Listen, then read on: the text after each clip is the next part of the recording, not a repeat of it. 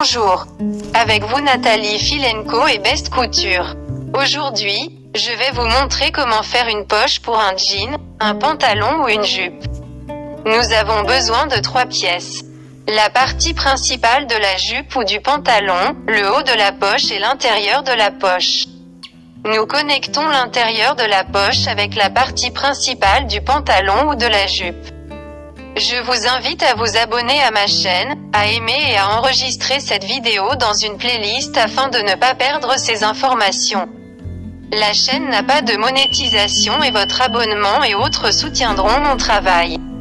Ensuite, nous faisons une ligne pour relier l'intérieur de la poche à la partie principale du produit.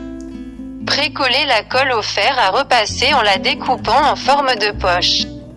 Nous connectons avec des épingles perpendiculaires à la couture afin que l'aiguille de la machine à coudre ne casse pas sur votre épingle. Cette connexion protégera les aiguilles de votre machine à coudre. C'est aussi plus pratique de sortir les épingles pendant la couture, comme vous le voyez dans cette vidéo. Je n'arrose jamais les produits, mais je les connecte simplement avec des épingles. Il viendra à vous avec l'expérience. Nous cousons 2 parties pour que la distance entre le pied et le bord du tissu soit toujours la même. Cela donne un point droit, en supposant que vous coupiez également les parties droites. Nous retirons les broches et effectuons des coupes afin que la pièce résultante ait une surface plane et ne s'accumule pas. Après l'avoir retourné, nous l'épinglons avec des épingles pour que le devant rentre dans le dos, c'est-à-dire pour que le dos ne sorte pas devant, mais vice-versa.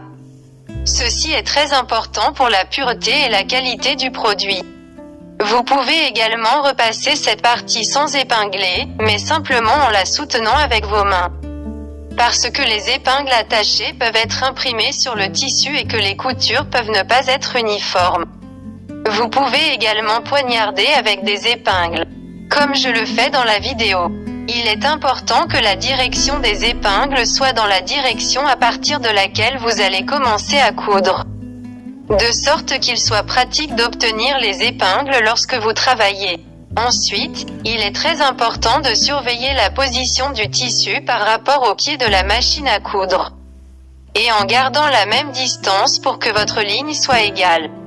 Ce point est un point de bordure, il peut être fait avec du fil double en plaçant 2 bobines de fil sur le dessus.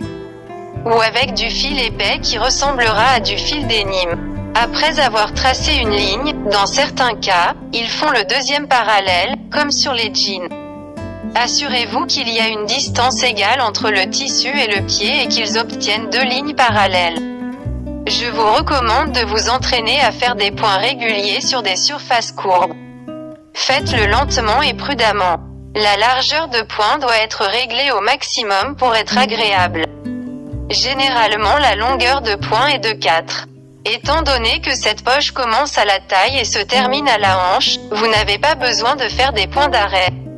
Mais si votre poche commence en dessous de la taille et se termine comme vous voyez le pantalon, avant d'arriver à la couture latérale, alors je vous suggère de faire des points d'arrêt en zigzag pour les boucles. Ensuite, nous arrivons à l'étape finale, reliant le fond de la poche à la 3e partie de la poche. Nous cousons avec une longueur de point régulière de, et nous le traitons avec un surjet. S'il n'y a pas de surjet, faites-le en zigzag. Et voilà, notre poche est prête.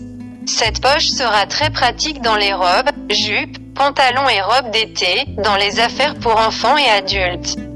Connaissant 10 leçons que j'ai préparées pour vous. Vous apprendrez à coudre n'importe quel produit. Cousez avec vos filles, comme je le fais avec ma fille et comme ma grand-mère avec moi. Transmettez le savoir et soyez la plus belle et la plus à la mode.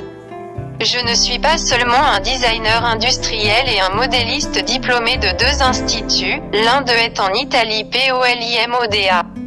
Je suis aussi artiste et je vends mes peintures et fais des expositions. Ce sont des tableaux tendances pour les intérieurs modernes, que vous pouvez acheter en cliquant sur le lien sous la vidéo. Mon conseil, si vous souhaitez couper avec moi à l'avenir, sur la base de mes tutoriels vidéo, procurez-vous le patron de base que j'ai préparé pour toutes les tailles. Ajustez-le à votre silhouette comme décrit dans le tutoriel vidéo. Et en suivant mes tutoriels vidéo, coupez et cousez des vêtements tendance. Chaque saison, je crée une nouvelle collection de vêtements pour ma garde-robe et je le ferai avec vous, en montrant les tendances de la mode italienne. Et surtout, comment il est coupé et cousu. Pour le modèle le plus complexe d'une robe ou d'un pantalon, vous n'avez besoin que d'une base de robe qui s'adapte parfaitement à votre silhouette et d'un modèle de base de pantalon. Je les ai préparés pour vous, suivez le lien et achetez. Et puis c'est une question de technologie, avec moi tu peux modéliser n'importe quoi. Sur ce, je vous salue et à bientôt. Abonnez-vous, likez et suivez l'actualité sur cette chaîne. Best Couture et Nathalie Filenko sont avec vous.